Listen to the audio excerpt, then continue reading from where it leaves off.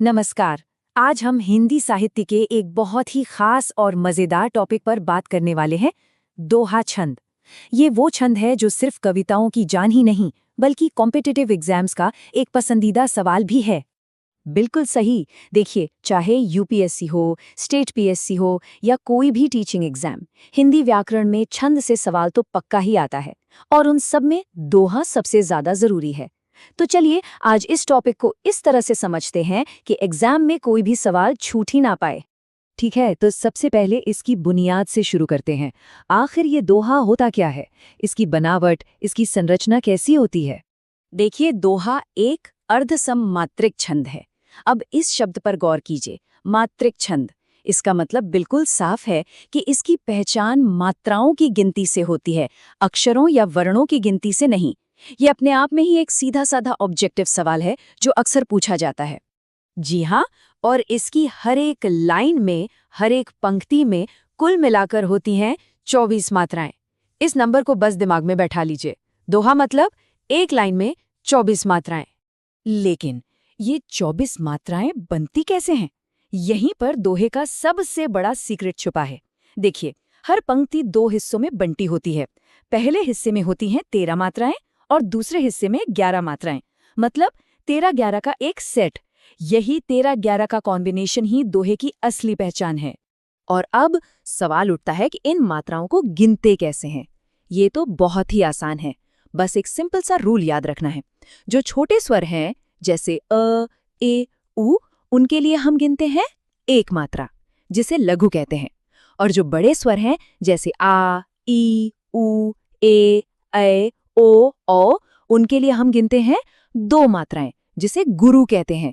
बस इसी एक छोटे से नियम से आप किसी भी लाइन की मात्राएं चुटकियों में गिन सकते हैं। चलिए, थ्योरी तो बहुत हो गई, अब इसे प्रैक्टिकल करके देखते हैं। हिंदी साहित्य के कुछ बहुत ही फेमस उदाहरण लेते हैं और उन पर ये 13-11 वाला फॉर्मूला लगाकर देखते हैं कि ये काम करता है या नहीं। क्या बात है! कबीरदास जी का ये दोहा, कितना गहरा मतलब है इसका। कबीर कहते हैं कि जब मैं दुनिया में बुरे इंसान को ढूंढने निकला तो मुझे कोई बुरा मिला ही नहीं, लेकिन जब मैंने अपने अंदर झांक कर देखा तो पता चला कि मुझसे बुरा तो कोई है ही नहीं। ये हमें सेल्फ रिफ्लेक्शन यानी आत्मनिरीक्षण की सीख देता है। अब इसे एग्जाम के पॉइंट ऑफ व्यू से देखते हैं। एक सीधा सवाल बन सकता है, दोहा किस प्रकार का छंद है? ऑप्शन होंगे वर्णिक, मात्रिक या मुक्त। तो जैसा हमने अभी डिस्कस किया, इसकी पूरी पहचान मात्राओं की गिनती पर है। तो इसका जवाब क्या होगा? बिल्कुल सही, ऑप्शन बी, मात्रिक छंद। अब ये एक और खूबसूरत उदाहरण है रहीम जी का, जो हमें रिश्तों की नाजुकता के बारे में बताता है। वो कहते हैं कि जो प्रेम का धागा है ना, उसे कभी झटके से नहीं तोड़ना चाहिए, क्योंकि अगर ये एक बार टूट गया तो फिर जुड़ता नहीं, और अगर कोशिश करके जोड़ भी दिया तो उसमें गांठ हमेशा के लिए रह जाती है। अच्छा, इस पर एक और बहुत कॉमन सवाल बनता है, रहीमन धागा प्रेम का, इस दोहे के रचयिता कौन है? कई बार स्टूडेंट्स कबीर और रहीम में कंफ्यूज हो जाते हैं, लेकिन अगर आप ध्यान से देखें तो दोहे में ही रहीमन शब्द आया है। ये एक बहुत बड़ा हिंट है। इससे साफ है कि इसके रचयिता रहीम हैं। तो एग्जाम में ऐसे छोटे छोटे संकेतों पर जरूर ध्यान देना चाहिए। अब आते हैं उस टॉपिक पर जहां स्टूडेंट्स को सबसे ज्यादा कंफ्यूजन होती है, दोहा और सौठा में क्या फर्क है? ये दोनों सुनने में एक जैसे लगते हैं और हैं भी जुड़वा भाइयों की तरह, पर इनमें एक बहुत ही बेसिक सा फर्क है। इस स्लाइड को जरा ध्यान से देखिए, अंतर बिल्कुल शीशे की तरह साफ हो जाएगा। दोहा में मात्राओं का क्रम क्या था? 13-11, 13-11, जबकि सोरठा में ये क्रम ठीक उल्टा हो जाता है, यानी 11-13, 11-13। बस इतना ही फर्क है। याद रखिए, सोरठा दोहे का ठीक उल्टा छंद है। और इसे याद रखने की एक बहुत ही आसान सी ट्रिक है। आपको बस इतना याद रखना है कि दोहा में पहली रुकावट 13 मात्राओं पर आती है। दोहा मतलब 13-11, दोहा मतलब 13-11। बस इसे 2-3 बार मन में दोहरा लीजिए, फिर कभी कोई गलती नहीं होगी। बहुत अच्छे। तो अब तक हमने जो कुछ भी सीखा है उसे परखने का टाइम आ गया है। चलिए एक छोटा सा रैपिड फायर राउंड खेलते हैं। तैयार हैं सब? ओके, पहला सवाल, दोहे की एक पंक्ति में कुल कितनी मात्राएं होती हैं?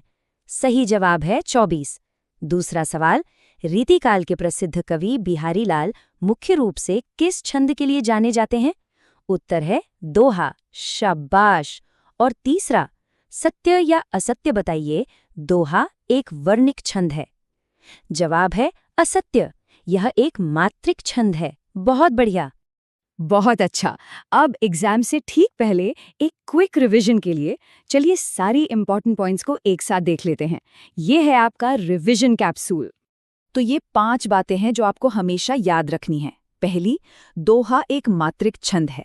दूसरी, इसमें कुल 24 मात्राएं होती हैं। तीसरी और सबसे जरूरी, इसका मात्रा क्रम 13-11 का होता है। चौथी, इसके प्रमुख कवि हैं कबीर, रहीम, तुलसीदास और बिहारी। और 5वीं बात, इसका ठीक उल्टा छंद होता है सोरठा। बस ये 5 पॉइंट याद हैं तो आपका काम हो गया। तो ये था दोहा छंद का एक पूरा विश्लेषण। देखिए, ये सिर्फ परीक्षा में नंबर लाने का एक टॉपिक नहीं है, बल्कि हिंदी साहित्य की आत्मा को समझने का एक बहुत ही सुंदर तरीका है। जाते जाते एक सवाल आपके लिए छोड़ के जा रहा हूं, इस पर सोचिएगा जरूर कि सदियों पहले लिखे गए ये दोहे आज भी हमारी जिंदगी में इतने रेलेवेंट क्यों हैं? अपनी तैयारी जारी रखिए। शुभकामनाएं।